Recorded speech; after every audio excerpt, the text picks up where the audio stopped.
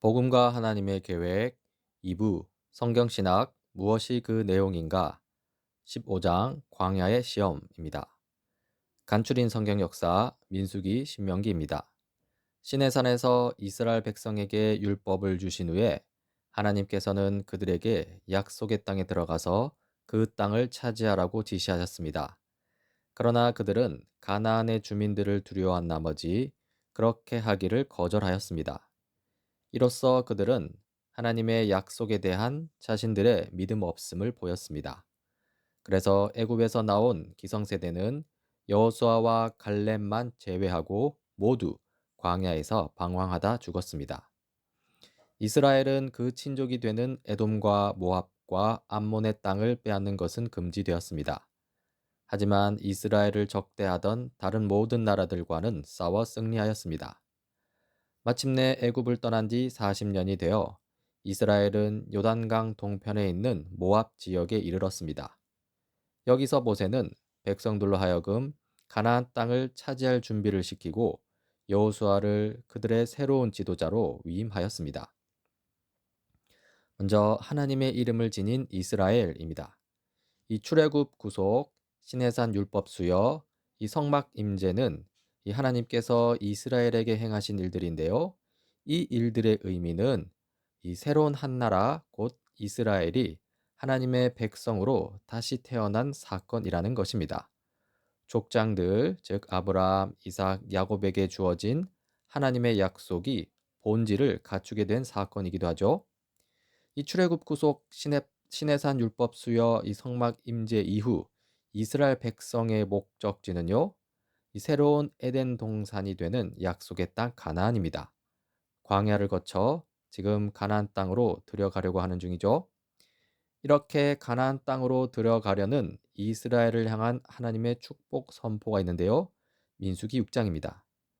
너는 아론과 그 아들들에게 말하여라. 그들이 이스라엘 자손에게 복을 빌 때에는 다음과 같이 빌라고 하여라. 여호와께서 당신들에게 복을 주시고 당신들을 지켜주시며 여호와께서 당신들을 밝은 얼굴로 대하시고 당신들에게 은혜를 베푸시며 여호와께서 당신들을 고이 보시어서 당신들에게 평화를 주시기를 빕니다. 그들이 나의 이름으로 이스라엘 자손에게 이렇게 축복하면 내가 친히 이스라엘 자손에게 복을 주겠다. 이러한 축복 선포의 의미는요. 여호와 곧 하나님의 이름이 이스라엘에 있기 때문에 이 하나님과의 관계가 올바르게 회복된다는 것, 그리고 하나님께서 모든 필요를 지속적으로 채워주신다는 것, 또 타락한 창조 세계를 치유하신다는 것을 의미합니다. 이러한 하나님의 축복 선포는요, 이스라엘에게 합당한 응답의 삶을 요구합니다. 이스라엘은 세상의 모든 나라들 가운데에서 여호와 곧 하나님의 이름을 지니게 될 것이라는 축복 선포이죠.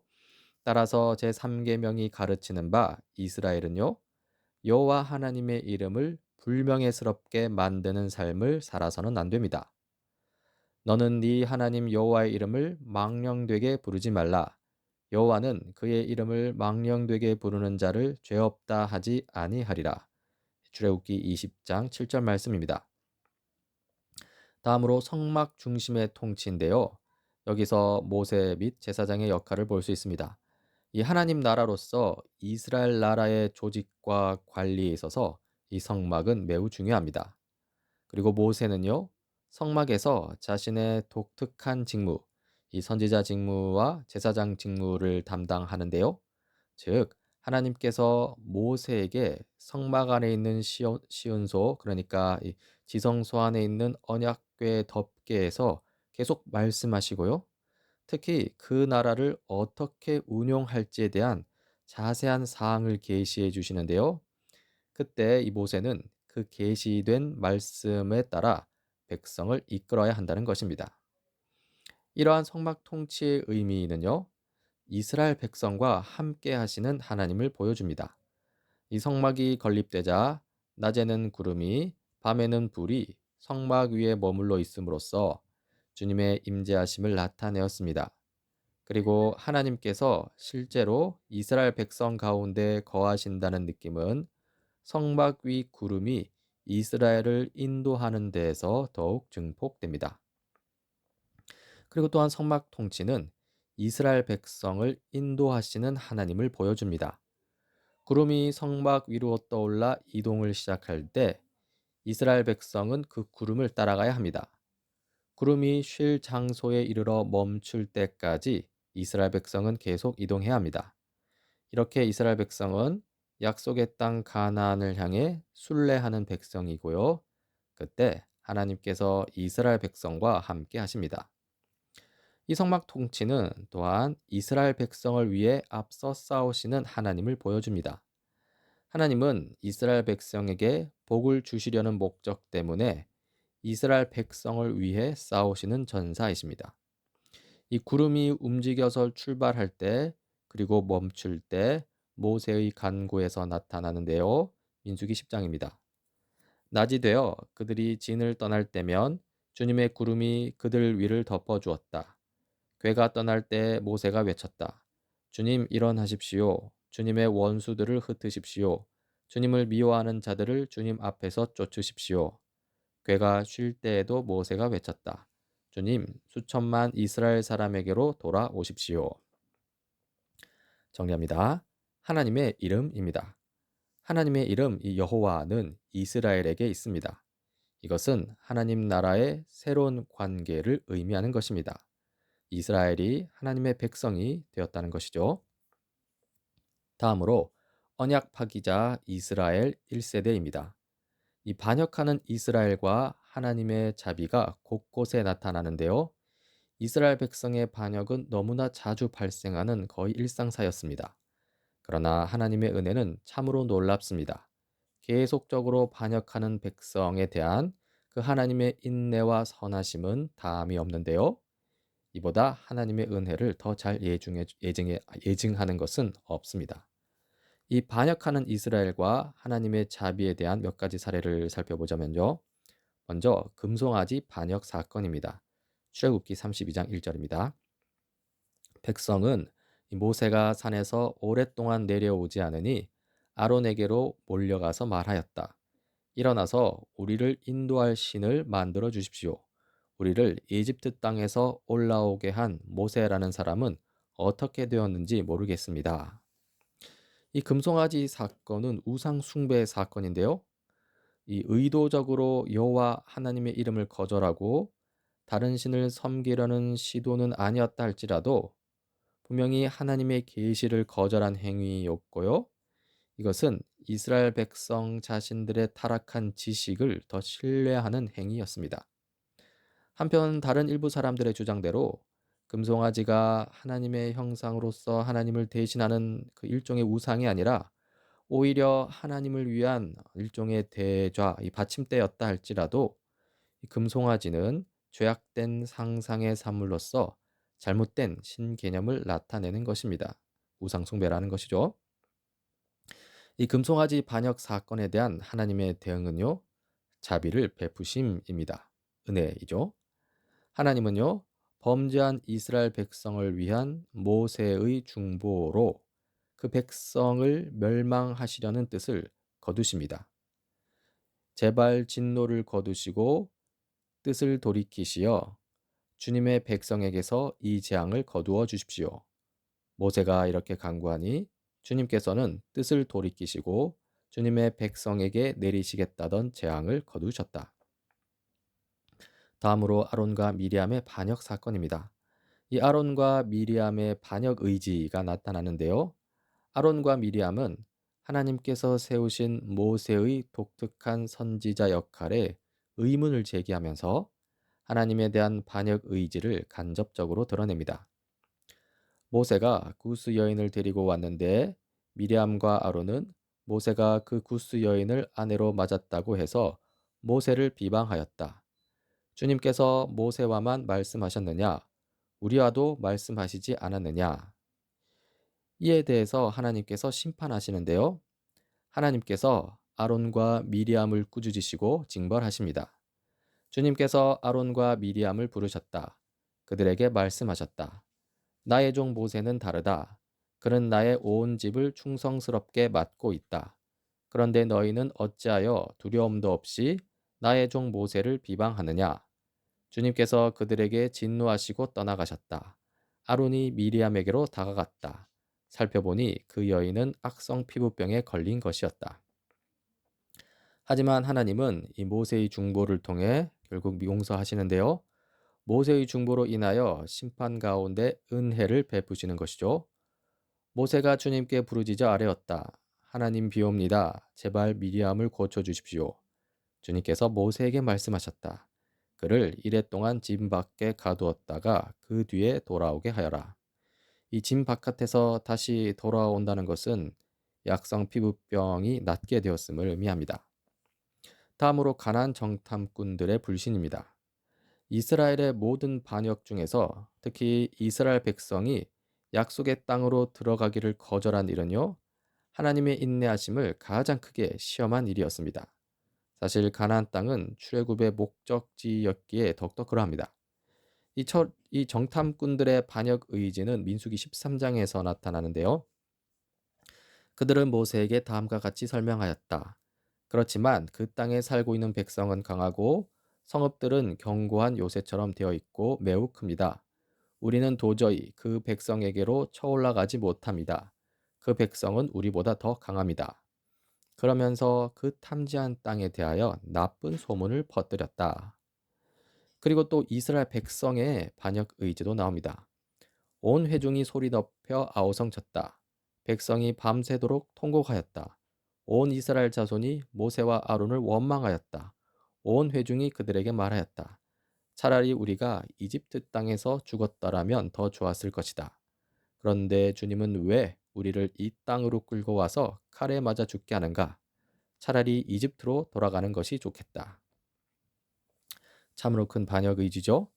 이에 하나님께서 이스라엘 백성을 아예 멸망시켜 버리려고 하는데요. 하지만 모세가 중보하고요. 이에 하나님께서 다시 용서하십니다. 모세가 주님께 말씀드렸다. 이스라엘을 이집트로부터 구원하셨는데 이제 주님께서 이 백성을 한 사람을 처리하듯 단번에 죽이시면 주님께서 하신 일을 들은 나라들은 주님이 무능력하다고 비웃을 것입니다. 주님의 권능을 나타내 보이시기 바랍니다.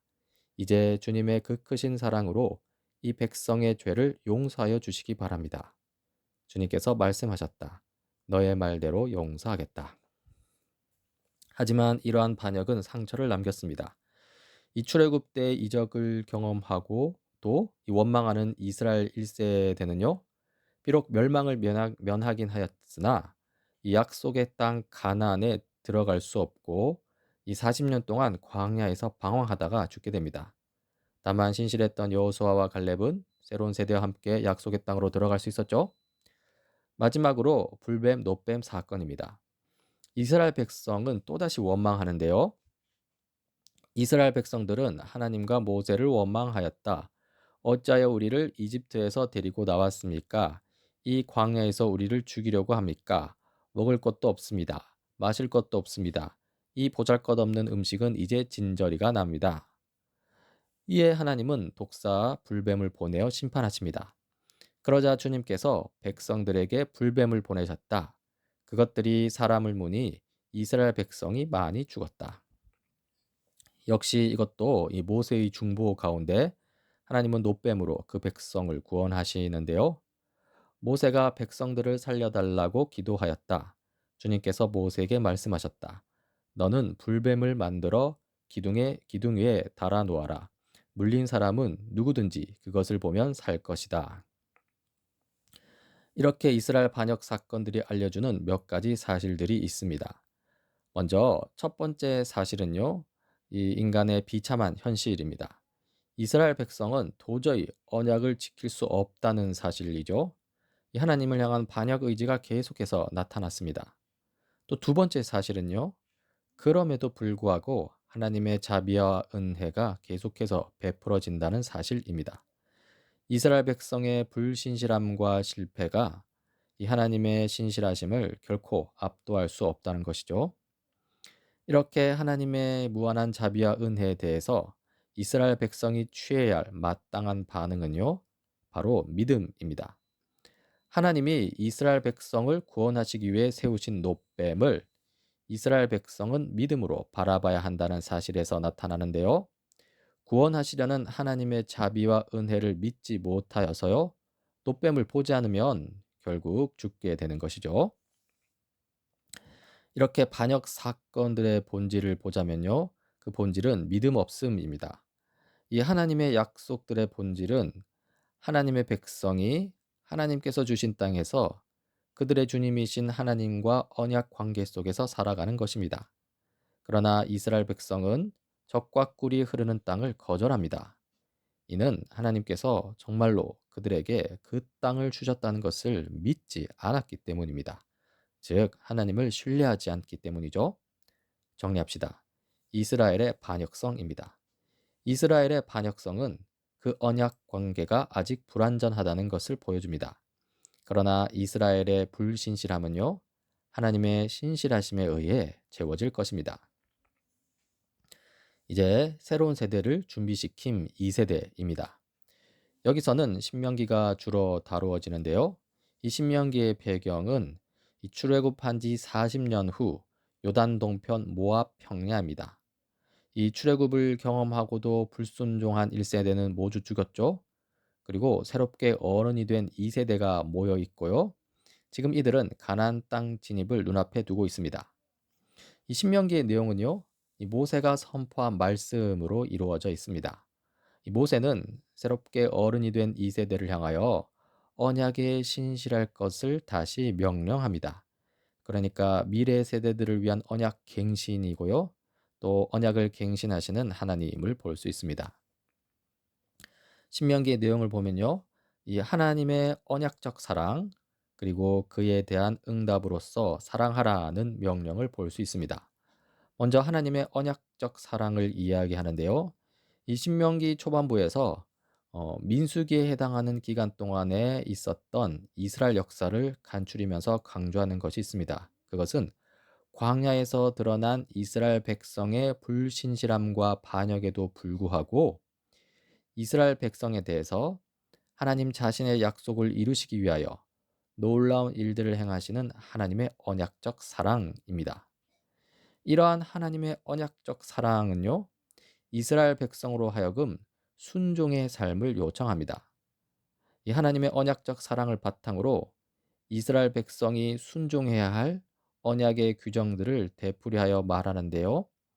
이스라엘을 향한 하나님의 사랑에 응답하여 이스라엘 백성도 하나님을 사랑하라고 명령하시는 것이죠. 신명기 6장 4절 5절입니다. 이스라엘은 들으십시오. 주님은 우리의 하나님이시요 주님은 오직 한 분뿐이십니다. 당신들은 마음을 다하고 뜻을 다하고 힘을 다하여 주 당신들의 하나님을 사랑하십시오.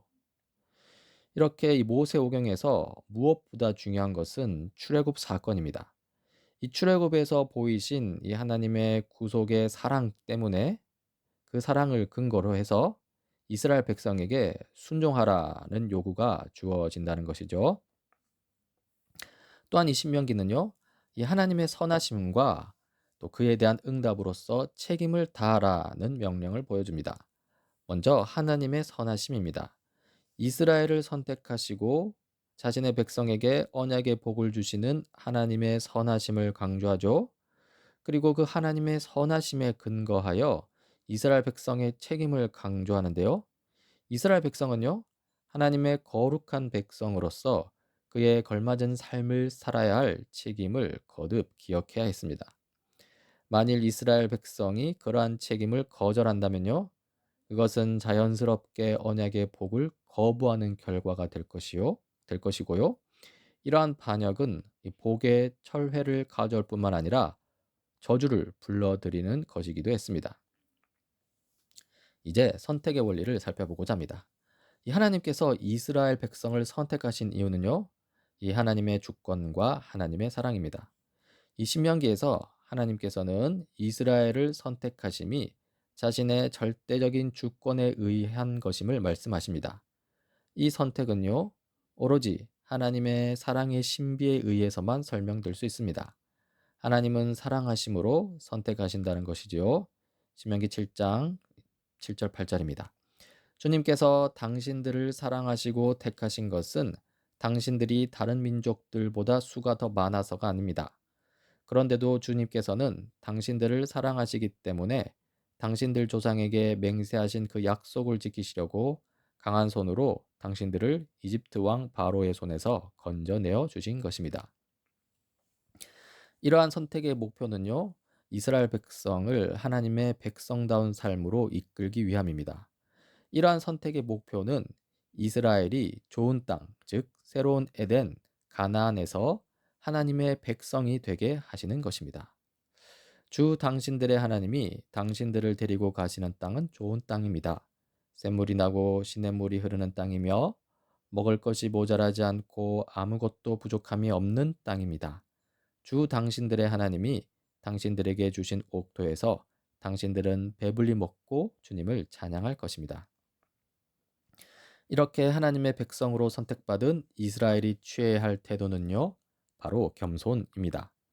이스라엘 백성은 그들이 그런 좋은 것을 받을 자격이 전혀 없다는 사실을 명심해야 합니다. 자기들이 의로워서 그 땅을 차지할 만한 자격이 있기 때문이라고 생각해서는 안 됩니다. 신명기 9장 6절이죠. 주 당신들의 하나님이 이 좋은 땅을 당신들에게 주어 유산으로 차지하게 하신 것이 당신들이 착하기 때문이 아님을 당신들은 알아야 합니다. 오히려 당신들은 고집이 센 백성입니다. 자, 이제 전수되어야 할 진리입니다. 이 선택과 언약과 또 언약의 요구와 이 구속에 대한 지식은요, 이 가족을 통해서 다음 세대로 전수되어야 합니다. 신명기 6장 6절 9절입니다. 내가 오늘 당신들에게 명하는 이 말씀을 마음에 새기고 자녀에게 부지런히 가르치며 집에 앉아 있을 때나 길을 갈 때나 누워 있을 때나 일어나 있을 때나 언제든지 가르치십시오. 또 당신들은 그것을 손에 메어 표로 삼고 이마에 붙여 기호로 삼으십시오. 집 문설주와 대문에도 써서 붙이십시오.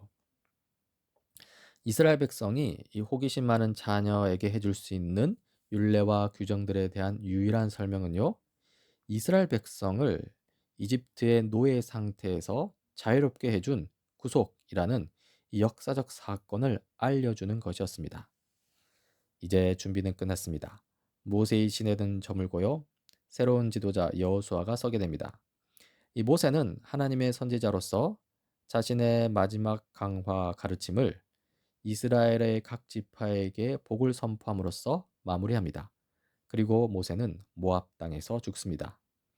이제 여호수아는요, 하나님께서 이스라엘 백성을 위해 예비해 놓으신 가나안 땅, 그 땅으로 그 백성을 인도해 드릴 준비를 갖추었습니다. 정리합시다. 새로운 세대입니다. 새로운 세대는요, 하나님께서 자신의 택하신 백성에게 약속하신 땅을 주시리라는 분명한 확신을 갖고 갱신된 언약 안에 들어와 있습니다. 이제 오늘 15장에 대한 간추림, 이 회복된 세상에 대한 약속들입니다. 이 회복된 땅을 갖지 못한 회복된 나라라는 것은요, 마치 에덴 없는 아담과 하와 같을 것입니다. 이 그 땅, 가나안 땅을 소유하리라는 약속은요, 타락으로 인한 모든 악한 영향의 제거를 의미하는 이 새로운 땅에 대한 약속입니다.